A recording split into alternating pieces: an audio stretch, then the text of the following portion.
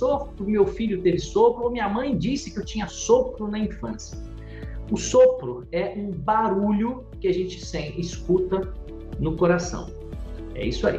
Quando o médico põe um estetoscópio, tem quatro lugares do tórax que a gente escuta o coração para perceber as 4 válvulas: a mitral, a tricúspide, a aórtica e a válvula pulmonar. Cada uma delas tem um local definido.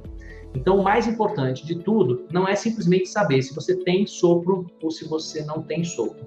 É diferenciar se é um sopro inocente, aquele soprinho leve. Sabe quando você fecha a torneira da pia e ainda cai umas 2 gotinhas? Isso não quer dizer que a torneira esteja com defeito.